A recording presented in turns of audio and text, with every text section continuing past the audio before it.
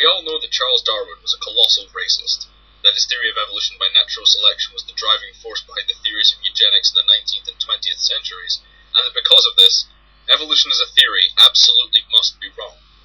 After all, it's someone who wrote, "With savages, the weak in body or mind are soon eliminated. We civilized men, on the other hand, do our utmost to check the process of elimination. We build asylums for the imbecile, the maimed, and the sick. Thus, the weak members of civilized societies propagate their kind.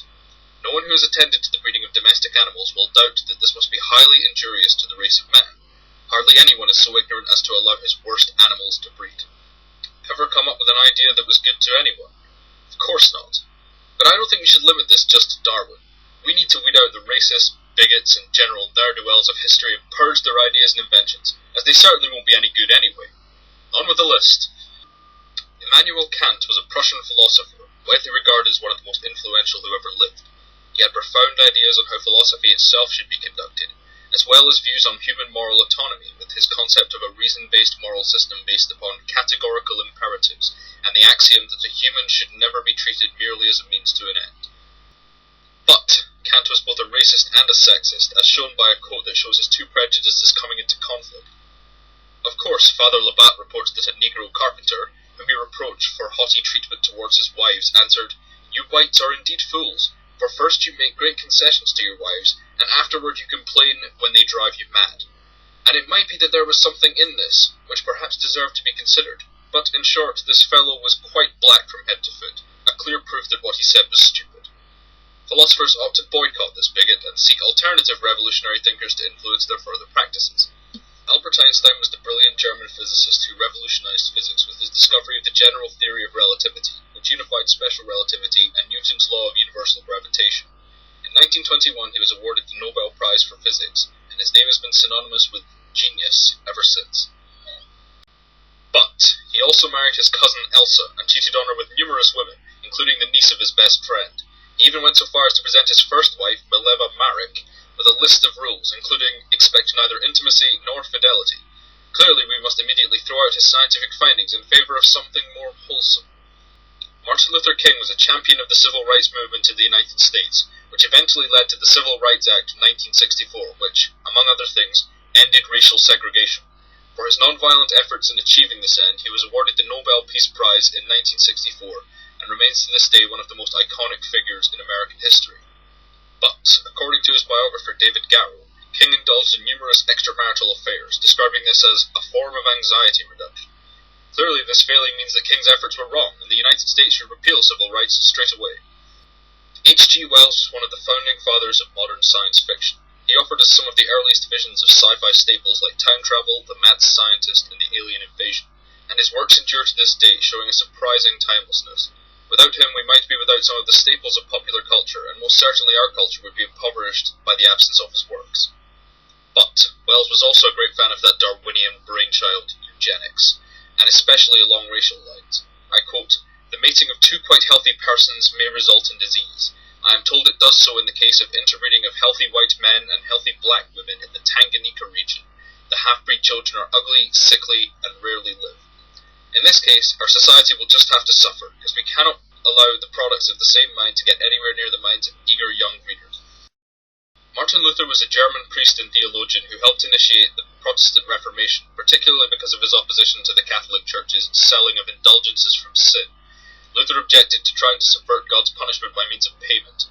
He also translated the Latin Bible into German and helped standardize the modern German language. But in later life he became powerfully anti-Semitic, writing a book called On the Jews and Their Lies, referring to the Jews as a, quote, "base, whoring people, that is, no people of God, and their boast of lineage, circumcision, and law must be accounted as filth." So maybe we need to rethink this whole Protestantism idea, and get rid of modern German for good measure. Jawaharlal Nehru was one of the key figures involved in the struggle for Indian independence from British colonial rule, and is usually regarded as the successor to Mohandas Gandhi. He was the one who actually led India to independence and served as the first Prime Minister of the Free India. He also worked to ease the violence during the partitioning of India and Pakistan, and worked with Pakistani leaders to meet with refugees and ease tensions. But, according to Lady Edwina Mountbatten's daughter, Lady Pamela Hicks, Nehru was involved romantically, if not physically, with her mother while she was still married to Earl Louis Mountbatten. Never mind that they weren't physical, this is a clear betrayal of the sacred institution of marriage. Clearly India should reunify and return to the halcyon days of the British Raj. Carl Linnaeus is regarded as the father of modern taxonomy, and he was the one who developed the system of binomial nomenclature that is still used by botanists and zoologists today. He was also the first to recognize that humans belonged in a category with other primates, noticing the similarity between humans, monkeys, and apes. But his own taxonomy divided humans into 5 distinct taxa. Americanus, described as red-skinned, of stubborn character and angered easily. Asiaticus, yellow-skinned, avaricious, and easily distracted. Africanus, black-skinned, relaxed, and of negligent character. Europeanus, white-skinned, of gentle character, inventive mind, and bellicose. And Monstrosus, the mythological human subraces. Naturally, we should immediately bin the standard method of naming species and use an alternative, so as not to sully newly discovered species with this racist legacy. Fyodor Dostoevsky was a Russian novelist who is renowned for his psychological approach to his novels, particularly in the context of the turbulent 19th century Russia. He is seen as a forerunner of existentialism, and his novels are still read and analysed to this day.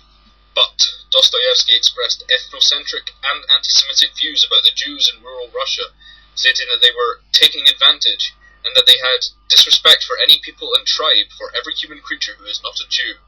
And so, no matter how influential his books have been on 20th century philosophy, psychology, and literature, they would be far better off as fuel for the fire.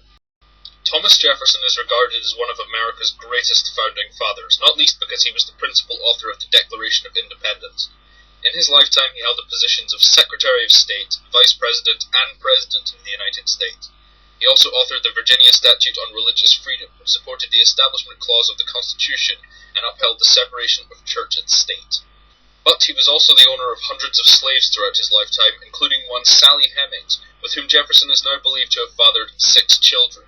He denied these children, stating that for a white man to marry a black woman was, quote, a degradation to which no lover of his country, no lover of excellence in the human character, can innocently consent.